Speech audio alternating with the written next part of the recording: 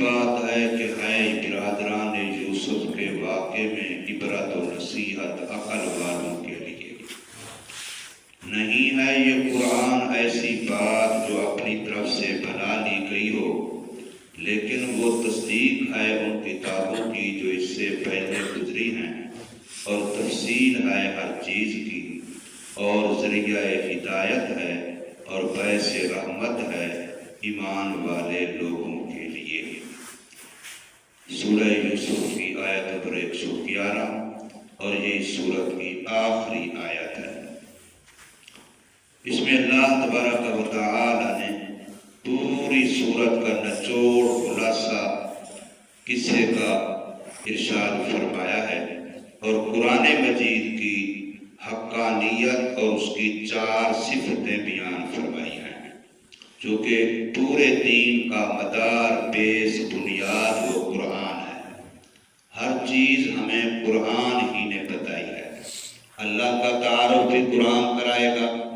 اگر کوئی بندہ خدا کو مانے لیکن قرآن والے بتائے ہوئے طریقے پر نہیں، اپنی مرضی سے جیسے میرا جی چاہتا ہے، تو وہ ماننا نہ ماننے کی طرح ہوگا۔ اسی طریقے سے کوئی بندہ پیغمبر خدا محمد کریم صلی اللہ علیہ وسلم کو مانے، آپ صلی اللہ علیہ وسلم پر ایمان رکھے، لیکن اپنی مرضی والا ہے، ان کے صفات، ان کی ذات، ان کا تعارف وہ جو اس کا جی چاہے، تو وہ معتبر نہیں ہوگا۔ اسی طریقے سے ملائکہ کے بارے میں، قیامت کے بارے میں، اللہ کی کتابوں کے بارے میں، اللہ کے رسولوں کے بارے میں ہمیں بنیاد قرآن نے فراہم کی ہے۔ اگر قرآن مجید سے ہٹ کر کے، قرآن مجید کو چھوڑ کر کے ہم کوئی اور طریقے سے کسی بھی چیز کو مانیں گے تو وہ ایمان معتبر نہیں ہوگا۔ ایمان وہی معتبر ہوگا جو قرآن مجید کے بتائے ہوئے طریقے اصول کے مطابق ہوگا۔ تو اللہ تبارک و تعالی نے ارشاد فرمایا، لَقَدْ كَانَ فِي قَصَصِهِمْ عِبْرَةٌ لِأُولِي الْأَلْبَابِ، کہ یہ واقعہ، یہ قصہ جو آپ کے سامنے گزرا ہے برادران یوسف کا، حضرت یوسف علیہ السلام کا، حضرت یعقوب علیہ السلام کا، اس پورے واقعے میں، قصے میں عقل والوں کے لیے بہت زیادہ سامان عبرت اور سامان نصیحت ہے۔ یہاں کتاب کے اندر یہ ہمارے پیر ذوالفقار صاحب رحمہ اللہ تعالی نے 10 عبرتیں لکھی ہیں کہ مختلف طبقات جو انسانوں کے ہیں، بادشاہوں کے لیے عبرت ہے، بادشاہوں کے غلاموں کے لیے عبرت ہے، مردوں کے لیے عبرت ہے، عورتوں کے لیے عبرت ہے، فلاں طبقے والوں کے لیے، فلاں طبقے والوں کے لیے۔ تو اس واقعے سے ہر ایک کے لیے سامان نصیحت فراہم ہوتا ہے۔ تو فرمایا ان کے قصے میں، ان کے واقعے میں نصیحت ہے، عبرت ہے، لیکن فائدہ نصیحت عبرت کا کن کو ہوگا؟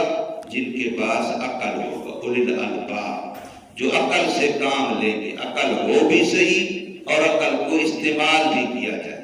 اگر ایک بندے کے پاس عقل ہو ہی نہیں، یا عقل ہو لیکن استعمال ہی نہیں کرتا، تو فرمایا لَقَدْ كَانَ فِي قَصَصِهِمْ، پکی بات ہے کہ ہے ان برادران یوسف کے واقعے اور قصے میں عبرت و نصیحت لِأُولِي الْأَلْبَابِ، عقل والوں کے لیے، کہ دیکھیں جس کے خلاف انہوں نے حسد کر کے اس کو کنویں میں ڈالا، جس کے خلاف حسد کر کے اس کو قافلے والوں کے ہاتھوں بیچا، جس پر حسد کر کے اپنے سکے باپ کو جھوٹ بولا اور جھوٹا خون قمیص پر لگا کے اس کے بھیڑیے کے کھا جانے کا ڈھونگ رچایا، اور اپنے باپ کو اتنا اذیت پہنچائی کہ رو رو کے نابینا ہو گئے۔ تو یہ کتنی بڑی عبرت و نصیحت ہے کہ ایک دن وہی بھائی اس بھائی کے سامنے ہاتھ پھیلا کے کھڑے ہیں، وَتَصَدَّقْ عَلَيْنَا، ہمیں صدقہ خیرات دے دیجیے۔ اللہ ایسا کر سکتا ہے کہ تم نے تو اس کو مٹانے کی کوشش کی تھی، مر گیا، بھیڑیا کھا گیا، مٹ گیا، نام و نشان نہیں رہا، اب ہم ہوں گے، ہمارے ابو کی توجہ ہوگی، وراثت ہوگی، اب ہمیں سب کچھ ملے گا۔ لیکن اللہ کا ایک اپنا نظام ہے۔ تو اللہ نے ایک وہ دن دکھایا کہ جس دن وہی 10 کے 10 بھائی ہاتھ پھیلا کے کھڑے ہیں کہ ہم کھوٹے اور تھوڑے سکے لے کے آئے ہیں، فَأَوْفِ لَنَا الْكَيْلَ، گندم ہمیں پوری دے دیجئے، وَتَصَدَّقْ عَلَيْنَا، چونکہ پیسے کھوٹے ہیں، پیسے تھوڑے ہیں، لہذا ہمیں صدقہ دے دیجئے، خیرات دے دیجئے۔ تو اسی بھائی کے سامنے آج ہاتھ پھیلا کے کھڑے ہیں، تو یہ اللہ کا نظام ہے۔ اس لیے اس میں نصیحت ہے کہ آپ کبھی کسی بندے پر حسد، کسی بندے سے زوال نعمت کی توقع اللہ سے نہ رکھیں کہ بھی یا اللہ اس کو تو نے اتنا اچھا مقام دے دیا، یہ تو اس قابل نہیں ہے، یہ مقام تو میرا ہونا چاہیے تھا، یا اللہ تو نے اس کو اتنی اچھی گاڑی دے دی، یہ اس کی تو نہیں ہونی چاہیے، یہ کوئی اس گاڑی کے لائق ہے۔ اب میرا اللہ جانتا ہے کون کس چیز کے لائق ہے۔ جب اللہ نے اس کو دیا ہے مقام تو اس کے لائق ہے، اللہ نے اس کو گاڑی دی ہے تو اس کے لائق ہے، اللہ نے اس کو کوئی عہدہ دیا ہے تو اس کے لائق ہے۔ جب ہمارا ایمان یہ ہے کہ یہ سارا نظام میرے اللہ کے چلانے سے چل رہا ہے، پھر اللہ نے اس کو دیا ہے، اب اس کی حکمتیں وہ جانتا ہے، کس کو سزا کے لیے دیا ہے، کس کو نعمت کے طور پر دیا ہے۔ بہت ساری چیزیں دنیا میں اللہ اپنے بندوں کو ایسے بھی دیتے ہیں کہ ان کو آزمانا ہوتا ہے، ان کو اور زیادہ اپنے سے دور کرنا ہوتا ہے۔ بظاہر ہم سمجھتے ہیں کہ فلانے پر اللہ تعالیٰ کی بڑی رحمتیں ہو رہی ہیں، بڑی سہولتیں، پیسے کی فراوانی، فلاں کی فراوانی، لیکن اللہ کی رضا کی نشانی یہ نہیں ہے۔ اگر اللہ کی رضا کی نشانی یہ ہوتی تو پھر اللہ قارون پہ راضی تھا، اگر اللہ کی رضا کی نشانی یہ ہوتی تو اللہ فرعون پہ راضی تھا، اللہ کی رضا کی نشانی یہ ہوتی تو اللہ نمرود پہ راضی تھا۔ ایسا تو نہیں ہے۔ دنیا کی چیزیں اللہ کی رضا کی نشانی نہیں ہے۔ اللہ کی رضا کی نشانی یہ ہے کہ اللہ نے اٹھا کے بستر سے مسجد میں لا کے سجدہ کرایا، یہ اللہ کی رضا کی نشانی ہے۔ یہ نشانی ہے کہ رب کی نظر میرے اوپر ہے، اس لیے مجھے بستر سے اٹھایا اور اپنے گھر میں لا کے سجدے کی توفیق دی۔ ورنہ جو بیچارے اس وقت سجدے سے محروم ہیں، ان کی کوئی چیز ہم سے کمزور ہے، وہ مال میں ہم سے اچھے، شکل و صورت میں ہم سے اچھے، فلاں میں پتہ نہیں کن باتوں میں ہم سے اچھے ہیں، لیکن اللہ کی رضا کی نشانی یہ ہے کہ اللہ اپنے قرآن کے ساتھ تعلق نصیب کر دے، اپنے گھر کے ساتھ تعلق نصیب کر دے، اپنے نبی کے ساتھ تعلق نصیب کر دے۔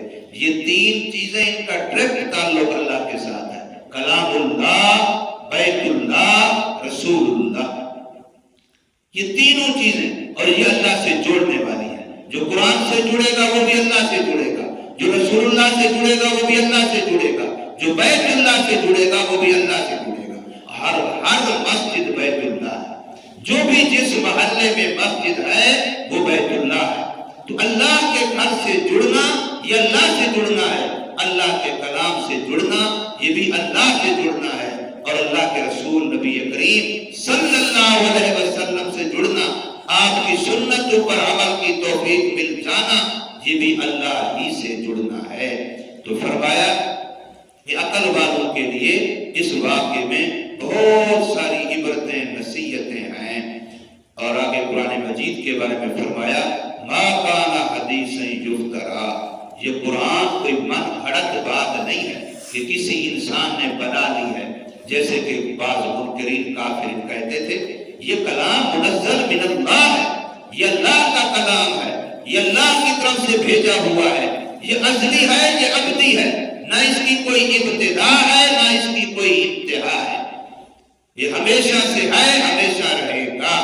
تو فرمایا ما کان حدیث یفترا، نہیں ہے قرآن ایسی بات جو اپنی طرف سے بنا لی گئی ہو، گھڑ لی گئی ہو، ولکن تصدیق الذی بین یدیہ، لیکن یہ کلام پاک اپنے سے پہلے والی کتابیں جتنی بھی گزری ہیں سب کی تصدیق کرتا ہے کہ تورات میں جو مضمون تھے سچ تھے اپنے زمانے میں، انجیل کے، اسی طریقے سے زبور کے، اس طریقے سے صحائف ابراہیم، صحائف دیگر انبیاء، جو باتیں اللہ نے اتاری ہیں سابقہ انبیاء پر، یہ قرآن مجید ان سب کو سچ بتلاتا ہے، ان سب کی تصدیق کرتا ہے، ان سب کی باتوں کو ان کا معید بنتا ہے۔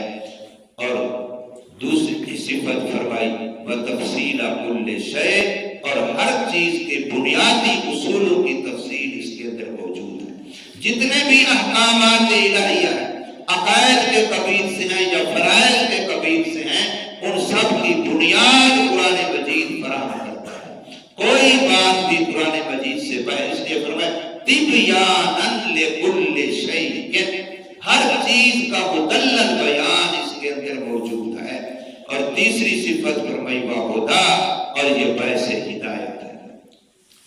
خدا ہادی رہنما کو کہتے ہیں۔ میں ایک جگہ جانا چاہتا ہوں لیکن راستہ نہیں جانتا ہوں، تو اب میں جاننے والے کا ہاتھ پکڑ لوں، وہ مجھے وہاں پہنچا دے گا جہاں میں جانا چاہتا ہوں۔ قرآن بندے کا ہاتھ پکڑ کے بندے کو جنت تک پہنچاتا ہے، جہاں بندے کی اللہ تعالیٰ سے ملاقات ہوتی ہے۔ جنت وہ جگہ ہے جہاں عبد اور معبود کی، خالق اور مخلوق کی ملاقات ہوتی ہے۔ جنت کے بغیر ہماری اللہ سے ملاقات کی کوئی جگہ نہیں ہے۔ تو اس جنت تک راستہ دکھانے والا قرآن ہے۔ تو ہدیٰ و رحمہ، اور قرآن مجید باعث رحمت ہے۔ جو قرآن کے قریب آئے گا، جو قرآن کو پڑھے گا، جو قرآن کو سنے گا، جو قرآن کو سمجھے گا، جو قرآن کے مطابق عقیدہ بنائے گا، جو قرآن کے مطابق عمل کرے گا، جو قرآن کے مطابق اخلاق برتے گا، جو قرآن کے مطابق لائن دائن رہن سہن کرے گا، تہذیب تمدن کلچر بنائے گا، تو قرآن باعث رحمت ہے۔ اس پر رحمت ہی رحمت نازل ہوں گی۔ لیکن یہ سارے فائدے قرآن کے ہوں گے کس کے لیے؟ لِقَوْمٍ يُؤْمِنُونَ، ان لوگوں کے لیے جو ایمان رکھتے ہیں، جو سرے سے ایمان سے بیچارے خالی ہوں، چاہے وہ نبی کا بیٹا ہی کیوں نہ ہو، چاہے وہ نبی کا چچا ہی کیوں نہ ہو، چاہے وہ نبی کا کوئی رشتہ دار ہی کیوں نہ ہو، وہاں ان کو فائدہ نہیں ہوتا۔ اور اگر قرآن سے تعلق جڑ جائے، چاہے وہ کتنا ہی دور ہو، تب بھی اس کو اللہ پاک کی رحمت نصیب ہوتی ہیں۔